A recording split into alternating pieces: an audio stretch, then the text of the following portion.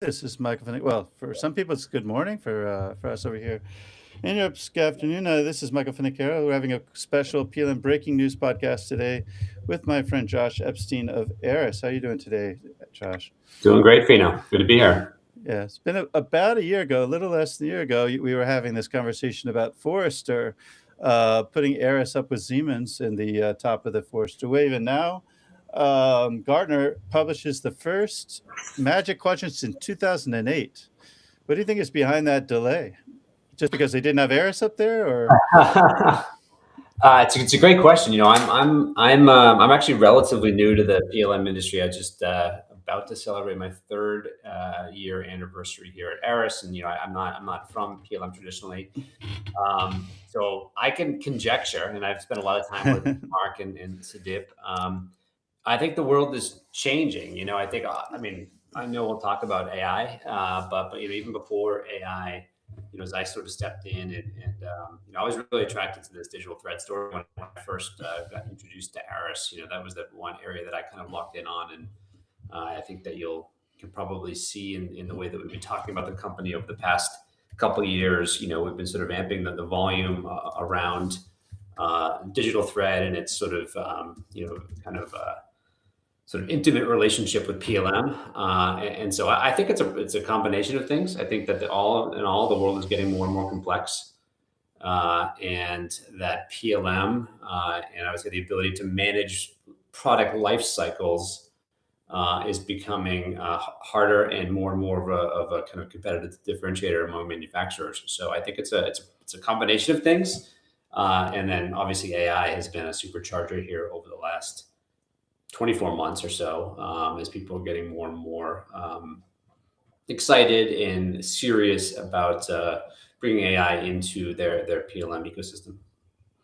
so the leaders back in 2008 was basically the big three, and Aras wasn't even on that map up in 2000. In fact, Aras was only 8 years old back then. Yeah. Do you think the market is? I mean, you said you don't have a background on it, but you've been around technical software. Do you think the market has fundamentally changed, and that Aras is built for this new way of working more so than the three incumbents that were there in 2008? Yeah, I think there's actually two separate questions in there. One, as the market changed and the technology category changed, absolutely right. And I think that look, and I've had the chance to work with the folks like Rob McAvaney and even Peter Shore, the founder of Aras, who is still on our board, and Leon Lauritsen, who has only been part of Aras maybe 4 or 5 years, but has a long history in PLM and working in the Aras ecosystem. So I've kind of been able to sort of see how they've seen the market evolve, but also just sort of studying kind of the history of the space, working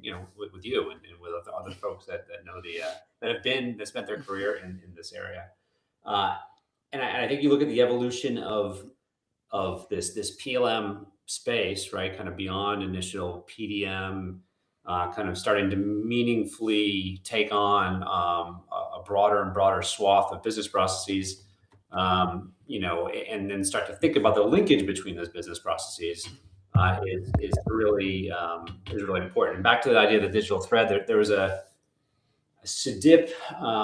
Sadip from Gartner, and one of the MQ authors, showed a slide to me maybe 3 years ago that kind of looked at the different. And I'm sure it's out in the Gartner somewhere, the Gartnerverse somewhere, but it sort of showed all of the key sort of domains of enterprise software. From ERP and supply chain and CRM and then PLM, and then sort of looked at the subdomains, and it was really, really interesting because ERP there's a few categories of kind of core functionality that go into ERP. You have finance, you have kind of old MRP and inventory, HR.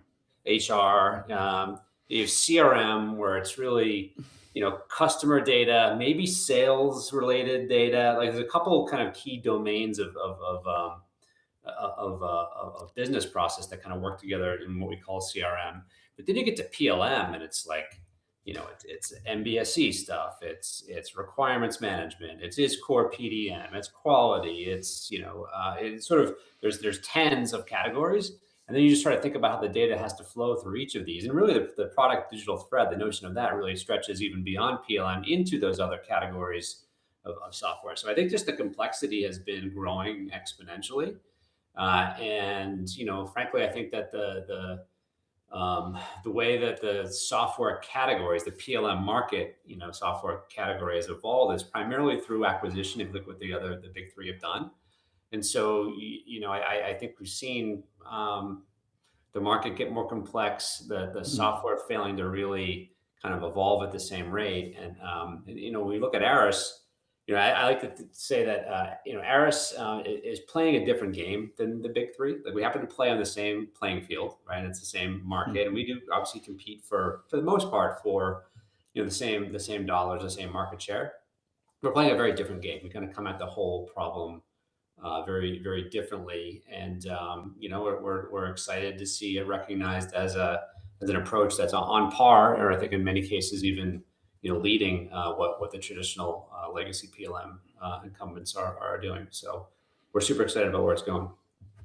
Yeah, it seems to me like I remember back maybe 5, 6 years ago, I would use the term "Big Three," and the Aris guys would all come on me like, "Oh man, you can't say that. It's a Big Four. It's a Big Four."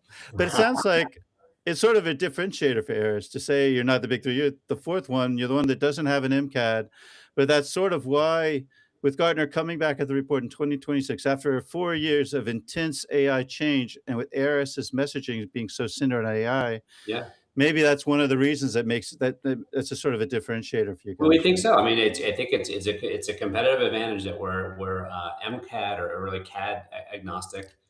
And I like to say that we also coexist alongside Siemens PTC and Dassault, right? There are instances where that they are. I mean, Mm. clearly they're the CAD of record, but there's instances where they're the PDM of record as well, right? And Aras can still come in, coexist, and sort of fill in gaps, and then kind of continue to build and create value over time. And we think that's only going to increase with the power of our digital thread capability, and then the potential to layer on AI on top of that digital thread and have that AI kind of integrate its way into the way PLM and products get built.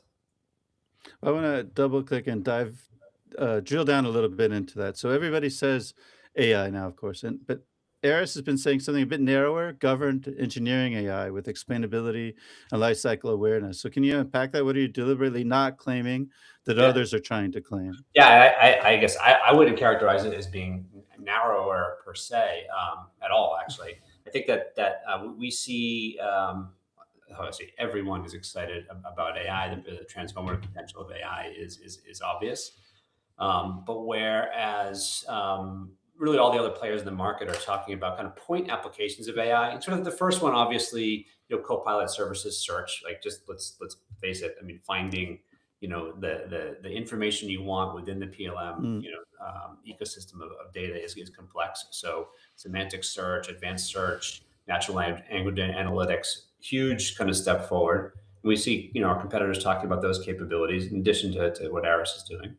And then likewise, we've got sort of PLM work agents, so kind of automation of time-consuming workflows, whether it be importing a bill of material or obviously change management, kind of automating a piece of the change management process. And Aras is doing that as well. But you step back and you think about where this is all going, and really, and this is not just within PLM, but this is kind of across sort of the SaaS and the AI universe and sort of the enterprise AI space, is just this challenge of governance, right? There's not going to be ones, there's not going to be tens, there's probably not even going to be hundreds of agents. There's going to be multiple hundreds or even thousands of agents of different different structure, different work, that are interacting with product data in different ways.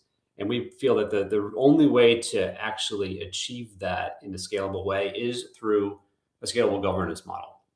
Right? What does governance mean? Rob McElvaney at our ACE, our Aris user event, our community event, which was just back in April. You were there. You were at the event. He did a nice talk and talked about really how do we get trust, really the primacy of trust. And he talked about governance is really kind of including The ability to govern obviously data access, but that's sort of what agents get access to what data, but it's also what users get access to what data through which agents, which users get to access to which agents. So you just sort of think about all of the importance of governance for privacy, for cost control and FinOps, and just for scalability is monumental. And then you kind of shift your gaze towards explainability, right? Explainability and observability, really understanding how these different agents are interacting with data, how they're coming up with their suggestions, their recommendations, their decisions, becomes another layer of governance challenges or observability challenges that we think are critical to solve. And that's really where Aras is putting all of our focus. And yes, there will be agentic services. There will be, change management agents. There are change management agents in the ecosystem, as well as, core co-pilot services like search or natural language analytics, RAG-based services. But what we've done is we've started talking about Aras Innovator Edge 2 years back, and now we're talking about Aras Innovator Edge AI, which is our AI framework that's built on top of our Edge ecosystem that plugs into that kind of core Aras Innovator core. And so we look at this as a platform strategy. We've always looked at PLM as a platform strategy, and now we're kind of all in on kind of creating this trusted access layer for AI to get in and help folks within their PLM business processes. Well, speaking of trust, since AI is only as trustworthy as the context it's running on, how central is the digital thread itself to making engineering AI safe enough to actually be acted upon, and not just a summary or a copilot? And this is why we're so committed to leading, frankly, in the way that AI is integrated within PLM. Aris from the get go was envisioned as PLM, kind of software to address product lifecycle business processes, built on a core digital thread infrastructure. And by the way, this is before the term digital thread was invented. That we really started thinking about kind of this consistent data platform on which you can layer on software applications. But we like the digital thread framework, the thinking behind that term, and really the way that the industry has been talking about digital thread has continued to kind of sort of reflect what our core vision is. But yeah, the digital thread is fundamentally necessary for AI to be successful in whether it's performing a basic search or it's actually executing a workflow across multiple different business functions. So the digital thread really reflects that's a knowledge graph of information, right? And I come from not from PLM, but I am from data, and I come from really the analytics space. And one of the interesting points that I've come to appreciate about PLM data, digital thread data in particular, is just the multiple levels of complexity.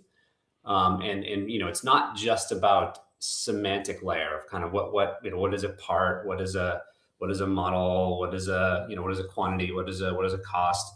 It's also the different layers of access control, the different layers of variance, the different layers of effectivity dates and version control. And so just the necessity to manage all of that knowledge within a semantic layer that's not just about kind of the individual physical pieces, but is about kind of the context around those data elements is necessary for, first of all, humans to interact with and know what we're working with, but then obviously for AI to interact with. And back to the necessity of trust and explainability. When you ask your AI copilot for information on, say, hey, what requirement drove this design decision, right? It's really necessary that the AI either can know from the context, or actually can know that it doesn't have the context necessary to sort of say, okay, well, what version are we talking about, right?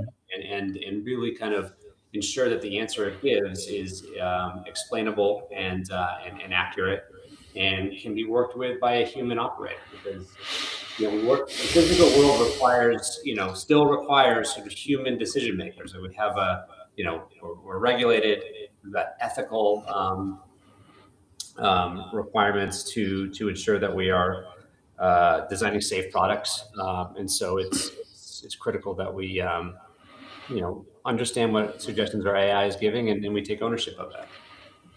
So, as a CMO, how do you market AI in 2026 without just being another another another horn adding to the noise? Like, where's the line between vision and overpromise, and what can a customer actually touch an innovator today versus the stuff that's coming down the road?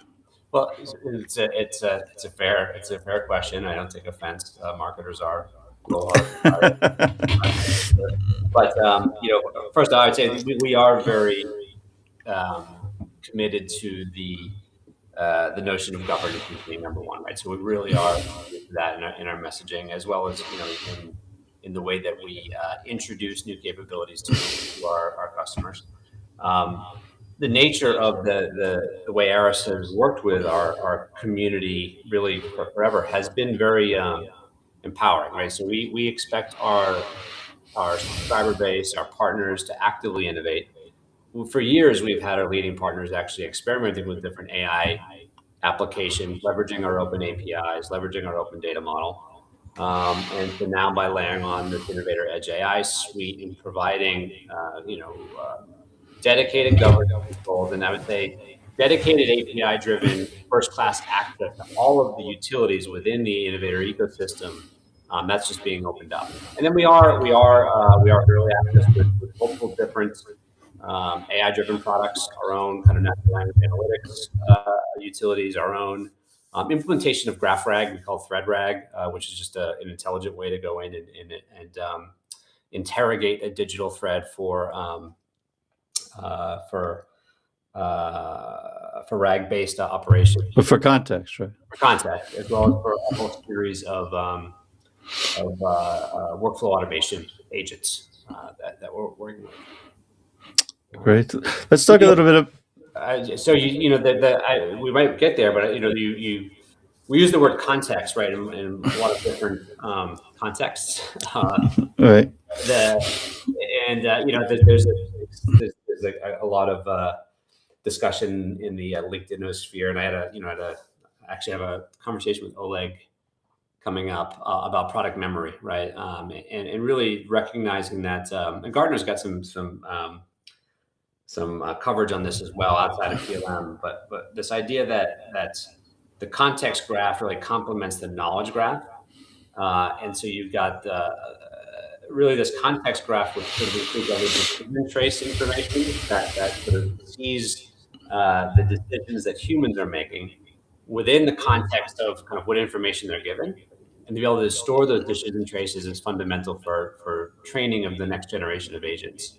And so we think that this is super important, and I think that one of the things we strongly believe at Aras is that you need to have that data layer managing both the knowledge graph as well as the context graph that's tightly coupled with the way that people do work, right? Tightly coupled with the application user experiences that people are interacting with the digital thread information, as well as the agentic experiences that they're working with. Because you need to have visibility into what decisions humans are making and what information they're given at the time of decision, in order to create that context that it can be actually very useful for creating subsequent generations of agents. So. Oh, that's a great answer. Thank you. Let's talk a little bit about positioning. Last year, with the Forrester Wave, Siemens was out front, Aras just behind them, and now Gartner comes up with the Magic Quadrant with the big three, but Aras for the first time up there. Does that validation by two different analyst firms change the whole sales conversation, or is it just confirming doors that were already open last year when George gave you guys the nod?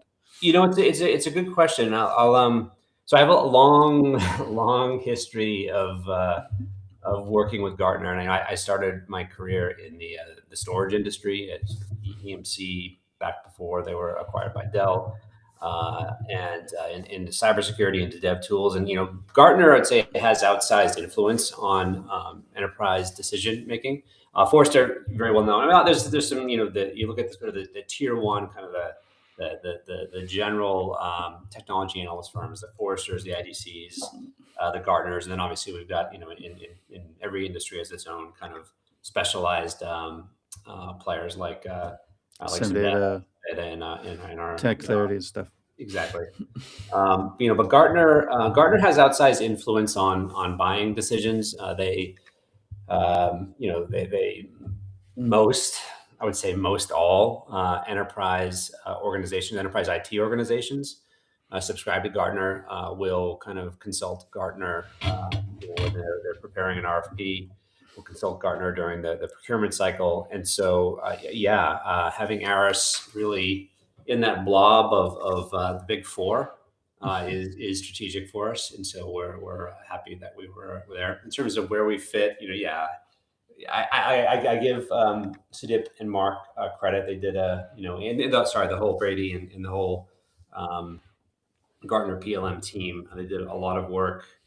The critical capabilities analysis, which sort of kind of complements the Gartner MQ, was well done. And so, I'm not going to argue Aras placement relative to the others. We're very satisfied and happy that we're included up with the other big three. It was cool too. You had a couple of smaller ones that were included, like Oleg finally got on there, Contact Software. So it was kind of a nice, well, as usual, Mark and Sudeep really knocked it out of the park, I think, with this one. Sure. You've pitched really hard on digital thread as a language. Is PLM even the right word for what Aras sells, or are you quietly recategorizing? It's a great question. And I'll kind of no script here.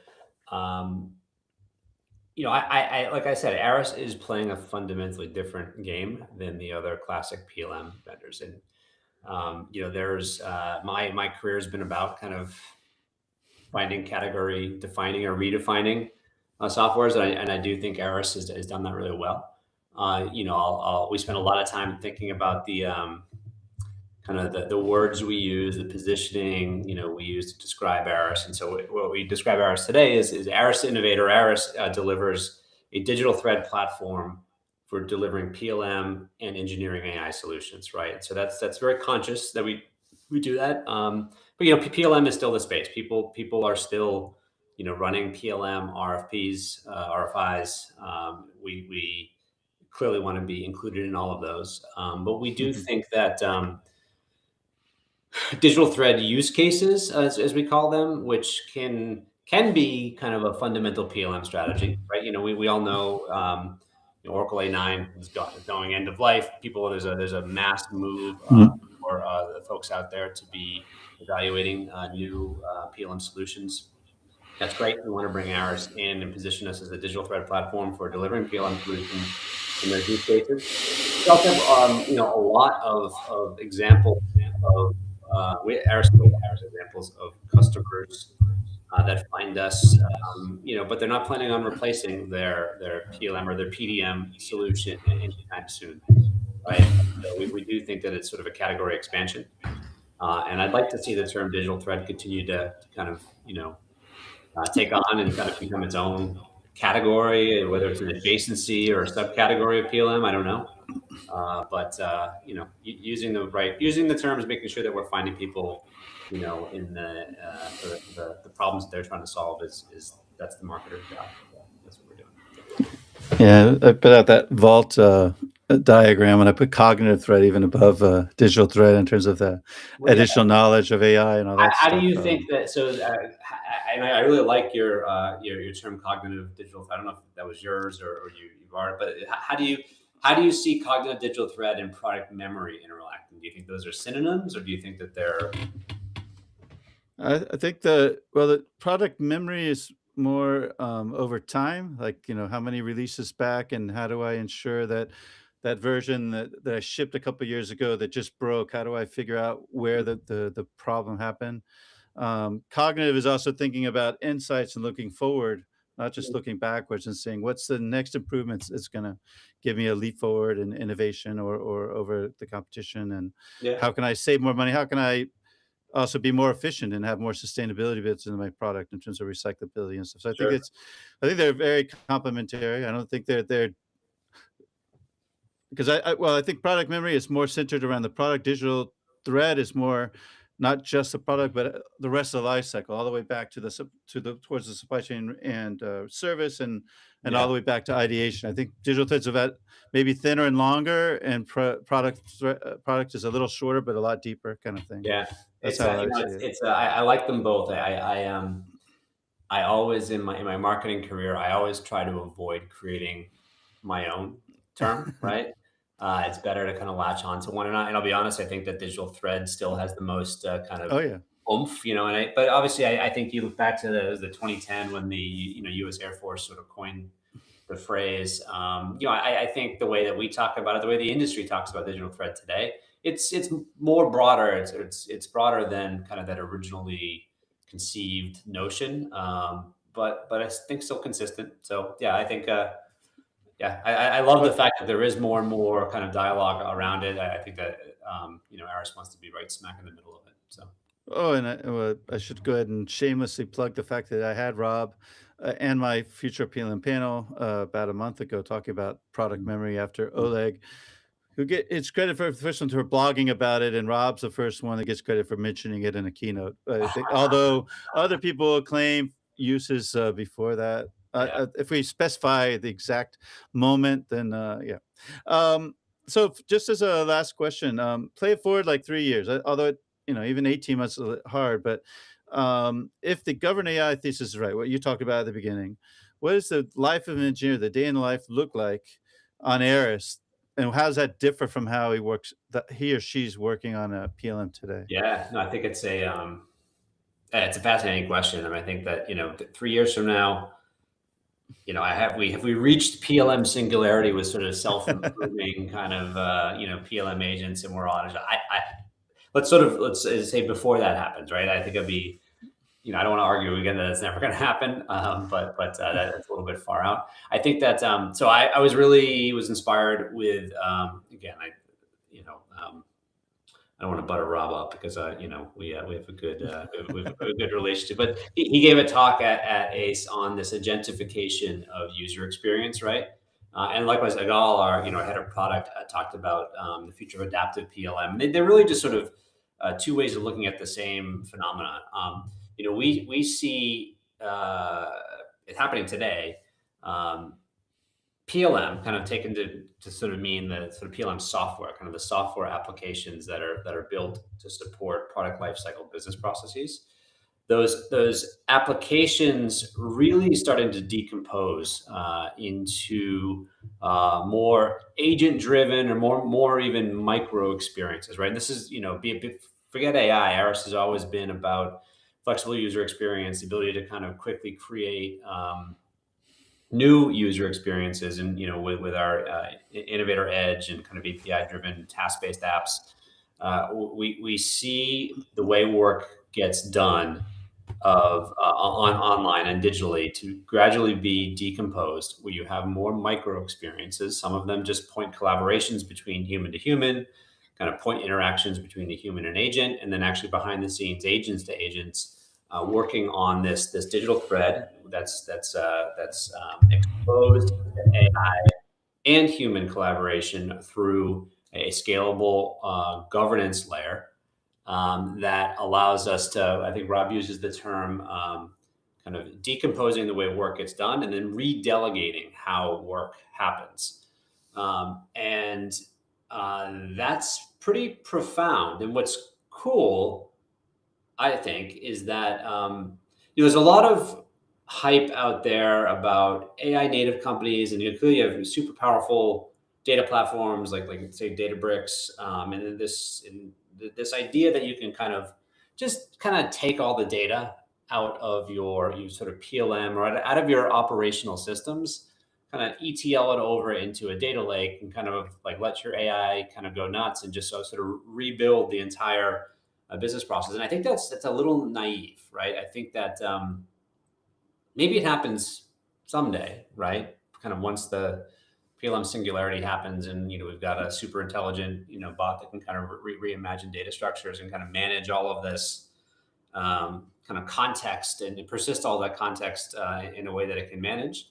But in the meantime, the necessity to kind of ensure that where work happens, kind of where people are interacting with agents, is tightly coupled with that knowledge graph and those context graphs, such that you can kind of persist that information in a way that it can be regulated, in the way that can be traceable, in a way that at any point in time humans can explain the decisions that they made, is really fundamental. So I do think the way people work will be very different, but I do think that they're going to be working on, we'll call it PLM software. That software, though, I think is going to look quite different. It's going to be a series of micro experiences, and the digital thread becomes even more important because it's managing all of the information required, as well as tracking all of the decisions, providing all that explainability and observability you need to kind of work in the physical world.